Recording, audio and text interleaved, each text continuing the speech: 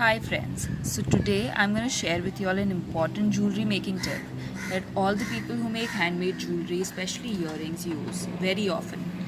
That is that we make our own ear wires. So I'm going to show you a tutorial on how these ear wires are made. You're just using simple scrap metal wire that is left. So let's begin. So first we take a small piece of wire and we bend it into half.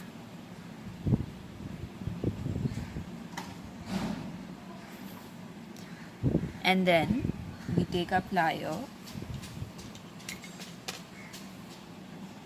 and then we flatten this.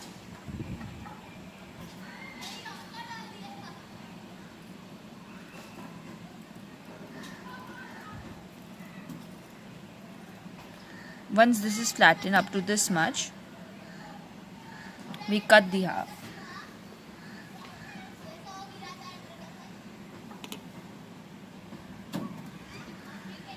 Make sure to cut it at the exact half so that we have the exact same length of wire in both ends for both the ears.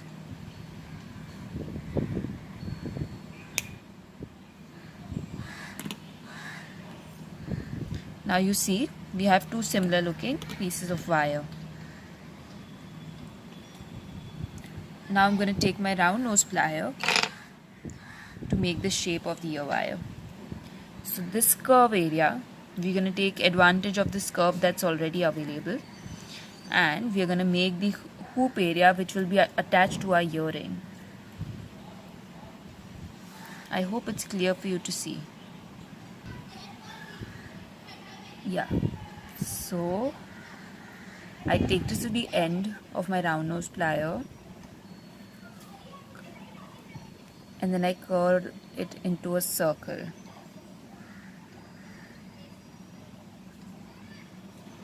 You see this? I don't complete the circle because I want it to fix well while it's joining, so that part I will be doing with my flat plier. I'll press it on and I'll shape it however I want to. Now, for the area that goes into our earlobe, on the opposite side, I put my round nose plier again. And then I curve it, and I try to make the curve a little larger than the previous one.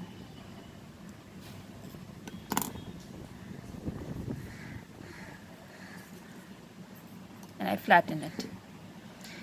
Now here is the basic part of the ear wire. We tend to always shape this part so that it is easier for people to insert it into their ear holes. So I just take it a little bit towards the outside, and voila, this is the ear wire. Now another tip for this is that there are two things. One, this is wire at the end of the day, so it might hurt the ear. So what we should do always as a safe side strategy is we have to file the ends to make it smooth. So I just take my file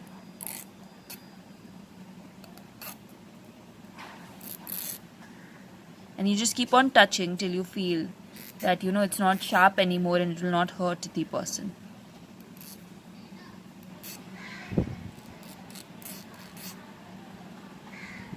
Now it doesn't hurt anymore. So one problem is resolved. Now the other issue is that this wire will tend to, it'll get disshaped when people are trying to wear. Do you see this? It's disshaped now just by a slight movement of hand. So I'm going to show you two pieces of ear wires that I've already made. One would get disshaped and one won't. See? There's nothing happening to this one. That is because I have hammered it over here. So let me show you how that's done. So I take my anvil and then I place my ear wire here. And then very softly I hold this here and carefully hammer just the curve. Why just the curve? Because if we flatten it over here, it will hurt while inserting it into our ear hole. So I turn it around and Now it's flattened. And to avoid any disshaping, I also take my nylon hammer and just flatten it once again. Now this here wire cannot be disshaped, and it's very comfortable and easy to use.